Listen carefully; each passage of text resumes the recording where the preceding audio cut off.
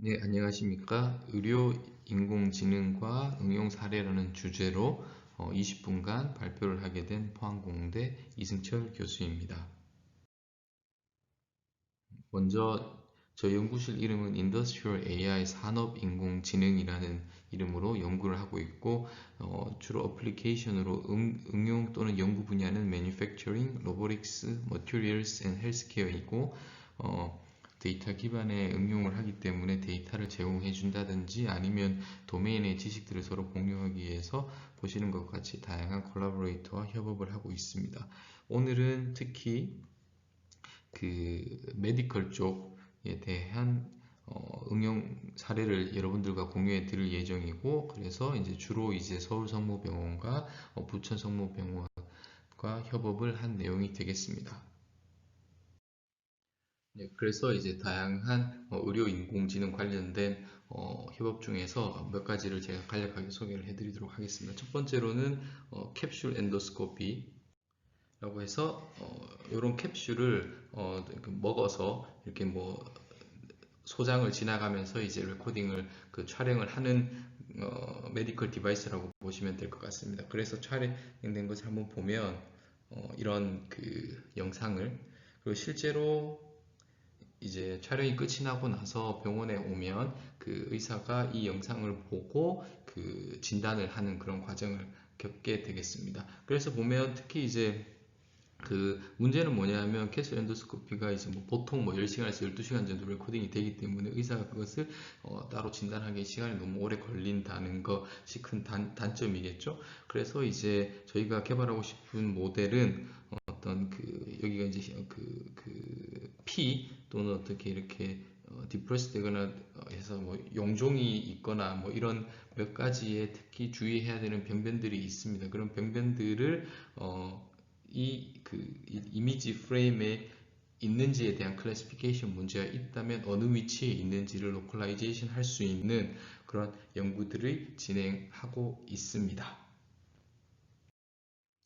그래서 뭐 여러분들 뭐 지금 결국은 이제 클래시피케이션 문제인데 뭐 가장 심플하게는 정상과 병변이 뭐 다양한 병변이 있는 abnormal 비정상을 구별하는 바이너리 클래시피케이션을 볼 수도 있고, 더 나아가서는 로컬라이제이션을 해야 되는 거죠. 그래서 거기서는 저희는 뭐 캠이라든지 그래드 캠이라든지 다양한 시각적인 비주얼라이제이션 할 수 있는 방법들을 활용하고 있습니다. 그래서 이 그림은 뭐 좀 복잡해 보이긴 하지만 기본적으로 여기가 CNN 구조라고 보시면 될 것 같고, CNN 구조에서 뭐 그래드 캠이라고 해서 CNN 구조를 변화시킬 필요 없이 이렇게 액티베이션 맵을 가지고 와서 해서 원래 이미지에다가 액티베이션 맵을 오버랩을 함으로써 어느 부분이 어텐션이 되고 있는지에 대해서 하이라이트 할 수 있는 히트 맵의 개념으로 생각하시면 될 것 같습니다. 그렇게 해서 그 결과를 몇 가지를 살펴보면, 만약 이런 이미지가 오면 이런 병변인데 이렇게 위치를 찾는 것이고, 이 부분이 지금 자동으로 디텍션이 되었고, 보시면 이 부분이 디텍션이 되었습니다.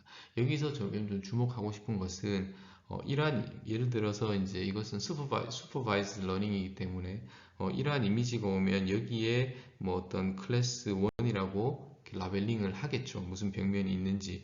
그리고 나서 뭐 여기는 클래시피케이션 문제이기 때문에 정확하게 여기에 대해서 이렇게 어노테이션을 하지 않습니다. 위치에 대한 정보를, 이건 오브젝트 디텍션이 아니기 때문에. 그럼에도 불구하고 이러한 라벨링, 위치에 대한 라벨링을 하지 않았음에도 불구하고 시각화적인 기법으로 이렇게 로컬라이제이션을 할 수 있다는 것이 어떤 장점이라고 여러분들이 보시면 될 것 같습니다.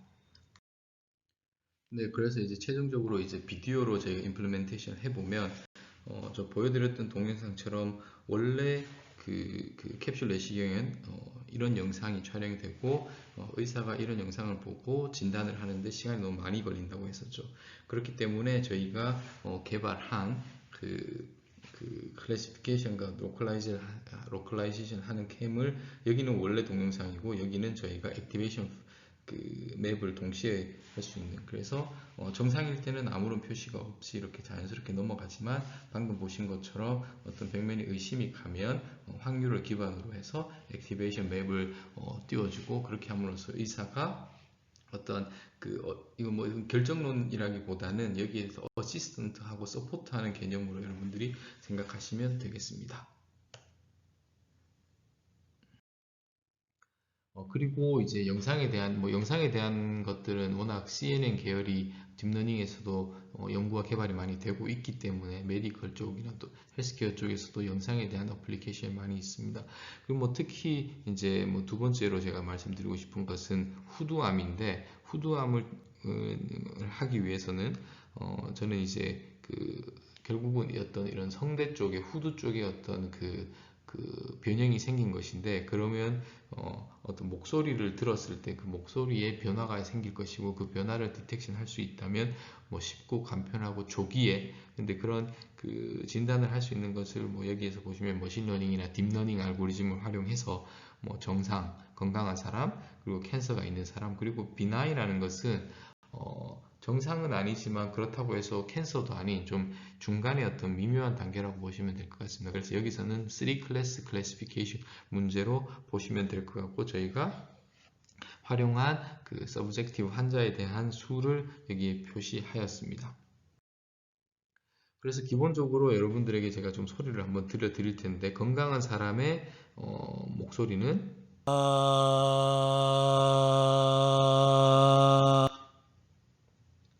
이러한 소리가 들리게 되고, 비나이는 이렇게 들립니다. 그리고 캔서는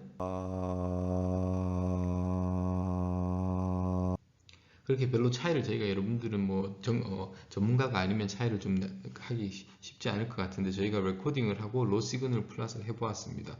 그리고 이것을 타임 시리즈 시계열 데이터이긴 하지만 어떤 이미지화하기 위해서 뭐 스펙트로 템포럴 레프레젠테이션이라든지 아니면 뭐 STFT라든지 이러한 2차원적인 형태로 정보의 손실 없이 이퀴벌런트하게 트랜스포메이션을 할 수 있고, 이러한 것들을 가지고 2D CNN을 할 수도 있고, 로 시그널을 가지고는 원 디멘전널이기 때문에 1D CNN을 할 수 있을 것 같습니다. 그래서 다양한 방법으로 접근을 하고 클래시피케이션 문제에 적용을 해 보았습니다.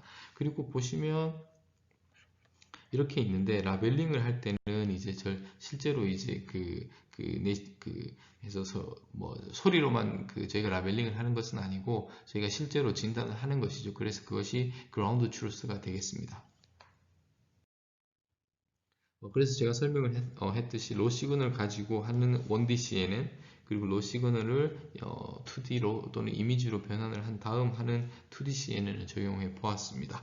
그래서 뭐 주로 여기서 제가 사용했던 것은 어떤 인셉션 넷의 어떤 를 활용을 하였다 정도로 보시면 되겠고, 그래서 결과를 보면 어느 정도 한 86% 정도의 accuracy가 나오는 것을 확인할 수 있습니다. 이 여기에서의 의의는 뭐 보이스를 가지고 100% 진단을 하겠다는 것이 아니라 간이로 이제 심플하게, 그리고 초기 단계에서 간단하게 진단을 할 수 있는 가능성을 보았다 정도로 여러분들이 생각하시면 되겠습니다. 그 다음으로는 울트라 사운드 이미지, 그러니까 초음파. 그래서 병원에서는 초음파를 가지고 진단을 아주 많이 하고 있습니다. 그러면 여기서는 이제 어떻게 보면 이제 초음파 영역의 사운드 웨이브를 가지고 그것으로 어떤 이미지를 만들어낸다고 여러분들이 생각하시면 될 것 같고, 이것은 이런 사운드 웨이브 비접촉 방식이 되겠습니다. 그래서 우리의 몸속에서 어떠한 일이 일어나는지를 볼 수 있는 아주 유용한 메디컬 디바이스라고 보시면 될 것 같고, 그 중에 하나의 예시가 이런 이게 전문적인 메디컬 의학 쪽 이야기는 하지 않겠습니다. 그래서 레이오마요마와 기스트라는 것이 있는데, 이러한 것을 가지고 요 서클은 사실은 이런 내시경 초음파이기 때문에 생기는 것이기 때문에 전혀 병변과 상관이 없고, 이런 부분들을 보고 의사 선생님들께서 분들이 이제 이것을 이렇게 판단을 하게 됩니다. 그래서 여기는 소화기 내과 관련된 어떤 진단이라고 보시면 될 것 같고, 그럼 역시나 마찬가지로 클래시피케이션도 할 수 있고 오브젝트 디텍션도 할 수 있지만, 여기서는 저희가 클래시피케이션도 하고 오브젝트 디텍션도 하죠. 오브젝트 디텍션에 관해서 설명을 드리도록 하겠습니다. 오브젝트 디텍션이라는 것은 무엇이냐면, 이러한 이미지에서 보시면 여기 이제 글러브라는 글러브가 있을 이 박스를 치고 거기에 대한 확률에 대해서 이렇게 나오는 거겠죠. 그리고 선수가 여기에 박스가 쳐 있고 90%의 확률이고, 여기는 선수가 있는데 거의 100%의 확률로, 그렇게 해서 클래시피케이션 하는데 근데 박스라는 것은 그 물체의 박스를 치는 것이기 때문에 그 로케이션에 관한 것도 되겠죠. 그래서 동시에, 그래서 저희는 이러한 오브젝트 디텍션을 하고 싶은 거죠. 그렇게 하기 위해서는 이 각각의 이미지마다 슈퍼바이즈 러닝으로 전문가 분이 이렇게 박스를 쳐주고 이 박스에 해당하는 이런 라벨을 지정해주는 데이터를 어노테이션을 해서 준비를 해야 되는 과정이 필요합니다. 그리고 이러한 것들을 하기 위한 네트워크는 이러한 구조를 사용을 하였는데, 여기 이 네트워크에 대해서 제가 자세히 설명을 드리지는 않도록 하겠습니다. 그래서 CNN 계열 레즈넷을 가지고 어떤 피처 익스트랙션을 하고, 그 다음 이 박스에 대한 위치를 하기 위해서 reason of interest라는 그런 다양한 기법들을 쓰고, 여기서는 다양한 레벨에서의 어떤 피처 익스트랙션을 하였다 정도로 네트워크를 보시면 되겠습니다. 그 결과를 한번 보면, 초음파에서 오브젝트 디텍션이라는 것은, 그래서 저희가 정답은 기스트인데 기스트의 이런 확률로 이렇게 박스가 쳐진 것을 할 수 있고, 이 정답이었는데 이렇게 맞춘 걸 볼 수 있고, 레이오 마이어는 여기로 녹색이었는데 이 정도의 확률로, 그리고 이렇게 해서 잘 오브젝트 디텍션을 하고 있다는 것을 보여주는 예시라고 보면 되겠습니다. 클래시피케이션 제가 누차 말씀드리지만 클래시피케이션에서는 이 이미지 전체에 대한 라벨만 했었지 위치는 알 수 없었습니다. 그것을 간접적으로 알기 위해서 캠이라든지 어떤 이런 비주얼라이제이션 기법을 썼었는데, 오브젝트 디텍션은 처음부터 클래시피케이션과 위치를 알 수 있는 기법이라고 여러분들이 생각하시면 되겠습니다. 그러기 위해서는 당연히 데이터를 준비할 때 위치에 대한 어노테이션까지 정보도 필요하다는 거, 그래서 데이터를 준비하는데 더 많은 에너지와 노력이 필요하다라고 말씀을 드릴 수 있겠습니다.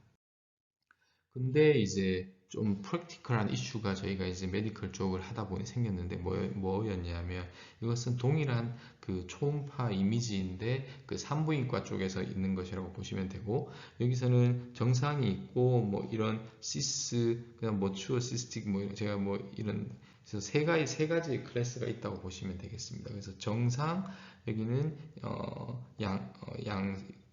양성, 여기는 악성이라고 보시면 되겠습니다. 그래서 이것이 가장 위험한 단계인데, 그걸 말씀드리고 싶은 것이 아니라, 이것도 역시나 마찬가지로 클래시피케이션, 오브젝트 디텍션 할 수 있는데, 문제는 뭐냐 하면, 이렇게 의사 선생님들께서 진단을 함에 있어서 이런 어떤 마크를 해 놓습니다. 예를 들어 위치라든지 어떤 길이를 측정하기 위해서, 그리고 이렇게 되어 있습니다. 근데 이것 자체도 이미지에 들어있기 때문에 CNN이 이런 것들의 자체도 이런 것들에 대해서, 그래서 지금 문제는 뭐냐면, 처음에는 그냥 이런 것들이 있는 것 자체를 오리지널 이미지를 넣고 클래시피케이션을 해 보았습니다.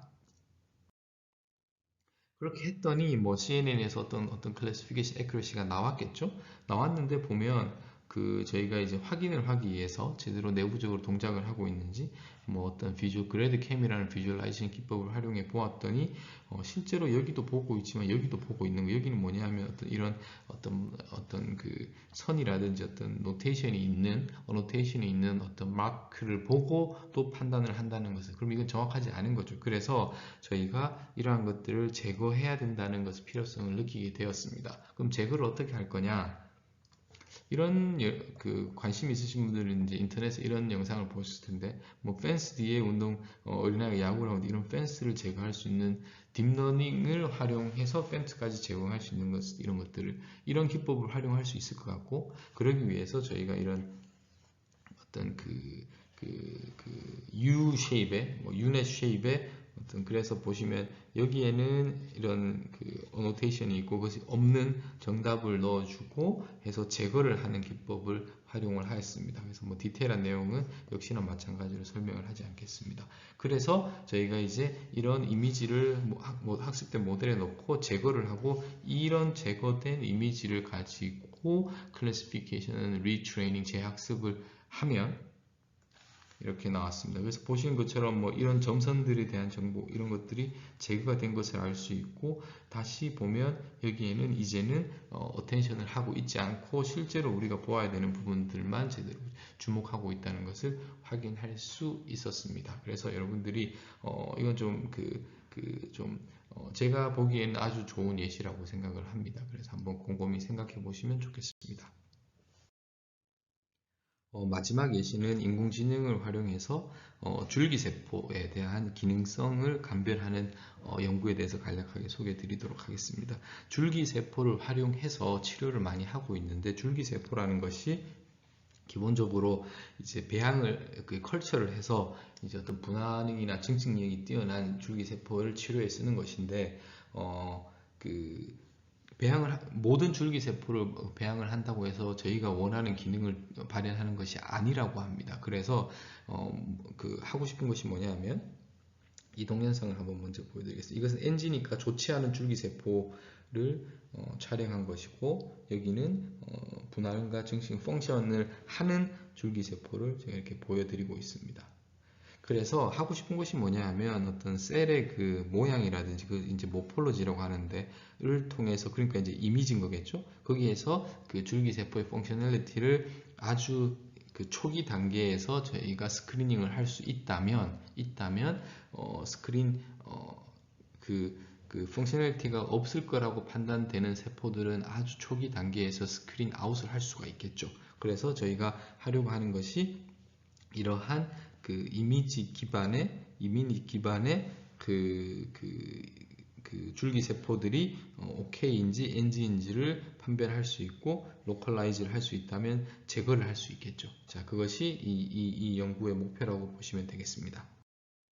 그렇게 해서 저희가 데이터를 준비하기 위해서 근데 또 여기서의 또 어떤 챌린지는 그 인디비주얼한 셀에 대해서 저희가 라벨링을 할 수가 없습니다. 당연히. 그래서 여기서는 플레이트 또는 웰이라고 하는데 이 플레이트 전체에 OK가 도미넌트 하면 OK인 것이고 NG가 도미넌트 하면 NG가 되겠습니다. 그래서 100%라는 것은 없고 뭐 예를 들어 뭐 OK라고 생각되는 세포가 70% 정도면 이 전체를 에 대한 플레이트 또는 웰을 OK라고 라벨링을 하는 것이 현실적이고 또 프랙티컬합니다. 그래서 일단은 저희가 이 정도의 어떤 펑셔널을 하거나 펑션하지 않는 것을 바이너리 클래시피케이션 문제 이 정도의 데이터셋을 준비를 해서 이런 일부를 이렇게 촬영을 했다고 보면 되겠습니다.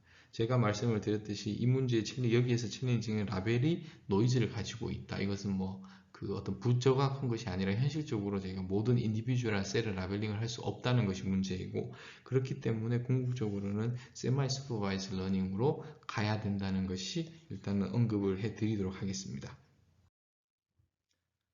그래서 여기서는 좀 심플하게 그냥 바이너리 클래시피케이션을 해서 이제 오리지널 이미지가 이렇게 들어오면 이제 파지티브 그러니까 이거 OK 이미지라고 클래시피케이션을 한 예를 보여드리는 것이고 이 전체가 OK이지만 모든 셀이 OK라고는 저희가 생각을 그렇게 결론을 내릴 수는 없을 것 같고 그래서 보시면 뭐 그래드 캠 플러스 백프롭 비주얼 백프롭이라든지 LRP라든지 뭐 이렇게 다양한 기법들의 시각화 기법 여러 가지를 활용을 해 보면 이렇게 활용이 돼서 거의 어떤 유사한 정도가 있는 것 같습니다. 그래서 이러한 부분들이 많이 어텐션이 되었다는 거고 그러면 이러한 셀들은 인디비주얼한 셀은 OK로 확률이 높은 거겠죠. 그래서 저희가 이제 이러한 지금 어떤 노이즈가 있는 라벨에 관해서도 지금 이런 시각화 기법을 가지고 한번 적용해 보려고 하는 세마이 슈퍼바이즈 러닝을 고려를 하고 있습니다. 그리고 이러한 기법들이 여기에 대한 인디비주얼한 셀들이 어떤 실제로 정말 OK인지 NG를 알기 위해서 지금 이제 염색을 통해서 한번 검증하는 단계라고 보시면 되겠습니다. 그리고 여기서 뭐 같은 건데 이제 다른 예시는 이제 뭐 요런 이미지가 있었을 때는 뭐 이런 다른 부분들을 이렇게 보고 있는 것을 확인할 수가 있습니다. 예, 결론을 이야기하도록 하겠습니다. 보시는 것처럼 헬스케어 또는 병원, 메디컬 관련된 AI 어플리케이션은 상당히 많다는 것, 그리고 저희 연구실에서 수행하고 있는 몇 가지의 사례들을 여러분들과 함께 공유를 하였습니다. 그리고 이제 저희 대부분 어떤 미케니컬한 시스템이라든지 엔지니어링 시스템에서의 시스템 건전성을 이야기하는 PHM에서의 기술들, 다양한 방법론들이 있을 텐데, 그런 방법론들은 PHM에 국한될 필요가 없고 다양한 다른 디스플린에 확장 가능하다는 것을 최종 메시지로 이야기를 하면서 제 발표를 마치도록 하겠습니다. 감사합니다.